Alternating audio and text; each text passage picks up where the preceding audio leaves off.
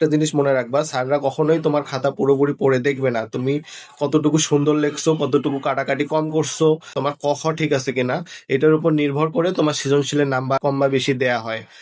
বাংলাদেশ এবং বিশ্ব পরিচয় পরীক্ষায় যেভাবে তোমরা লিখলে 100-র মধ্যে মিনিমাম 90 থেকে 95 মার্ক পাবা, সেই কয়েকটি টিপস আমি তোমাদের আজকে শেয়ার করব। তো তোমাদের যেহেতু মানবন্ধন হচ্ছে 30টা এমসিকিউ থাকবে এবং 15টা এসকিউ অর্থাৎ শর্ট কোশ্চেন থাকবে, তার মধ্যে তোমাদের 10টি কোশ্চেনের অ্যান্সার করতে হবে, সেখানে 20 মার্ক। এবং সৃজনশীল হচ্ছে 8টার মধ্যে তোমাদের 5টার অ্যান্সার করতে হবে। এখন তোমরা যারা হচ্ছে সৃজনশীল অ্যান্সার করতে পারো না, কিংবা সৃজনশীলে দেখা যায় অনেকে বানাই লিখতে পারে না, সেক্ষেত্রে করণীয় কি?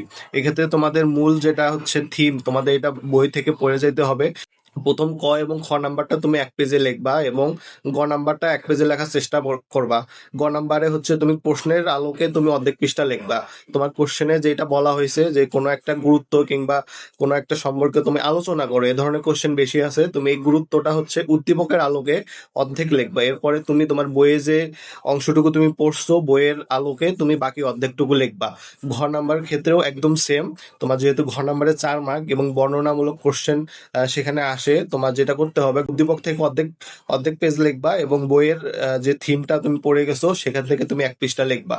এক্ষেত্রে তুমি বানাই লিখতে পারো, যারা বানাই লিখতে একেবারেই পারো না, তোমরা হচ্ছে উদ্দীপকের আলোকেই অধিকাংশ লেখার চেষ্টা করবা। তোমার একটা জিনিস মনে রাখবা, স্যাররা কখনোই তোমার খাতা পুরোপুরি পড়ে দেখবে না তুমি কতটুকু সুন্দর লেখছো, কতটুকু কাটাকাটি কম করছো, কিংবা তোমার বাক্য চয়নে ঠিক আছে কিনা, তোমার ক খ ঠিক আছে কিনা, এটার উপর নির্ভর করে তোমার সৃজনশীলের নাম্বার কম বা বেশি দেয়া হয়। যারা হাতের লেখা সুন্দর তারা চেষ্টা করবা কাটাকাটি এড়িয়ে যেতে। যত কম কাটাকাটি করবা তোমার মার্ক তত বেশি বাড়বে। আমি এই কয়েকটি টিপস ফলো করেই আমি মোটামুটি 94 মার্কস পেয়েছিলাম বাংলাদেশ ও বিশ্ব পরিচয় পরীক্ষায়। সৃজনশীলগুলো ভালোভাবে দিবা এবং এসকিউ এসকিউ হচ্ছে তোমার 15টার মধ্যে 10টা দিতে হবে। এখানে যেহেতু 2 মার্ক আছে, তোমাদের এখানে মিনিমাম হচ্ছে 2 থেকে 3 লাইন লিখতে হবে। তোমরা এক এক বাক্যে যদি লিখে দাও সেক্ষেত্রে 2 দেবে না, সেক্ষেত্রে 1 দিতে পারে। তোমরা এগুলো খেয়াল রাখবা। আর এমসিকিউ অনেকে হচ্ছে পারলে ফাঁকা ফাঁকা রেখে আসো, এটা এটা কখনোই করবা না। তোমরা যদি ধরো 30টার মধ্যে 10টা কমন পাইছো, সেই 10টা তোমরা কারেক্টলি করবা।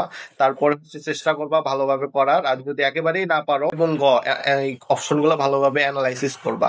ম্যাক্সিমাম কোশ্চেনের অ্যান্সার খ এবং গ হয়ে থাকে। তোমরা হচ্ছে যদি না পারো তাহলে হচ্ছে খ এবং গ ম্যাক্সিমাম অ্যান্সার দিয়ে আসবা। সেক্ষেত্রে দেখা যাবে 20টা যদি আন্দাজে দাগাও, তার মধ্যে মিনিমাম তোমার 12টা হয়ে যাবে। অর্থাৎ তুমি 30-এর মধ্যে 10 পাইলেই পাস। তুমি যদি 12 পাইতে পারো, তুমি অবশ্যই পাস করবা। এগুলো জিনিস খেয়াল রাখবা। সৃজনশীল তোমরা কাটাকাটি করবা না। সৃজনশীলে হচ্ছে উদ্দীপকের আলোকে অর্ধেক লিখবা এবং নিজের বক্তব্য অর্ধেক লিখবা। এভাবে যদি লিখতে পারো এবং কাটাকাটি না করো, তুমি ইনশাল্লাহ 90+ মার্ক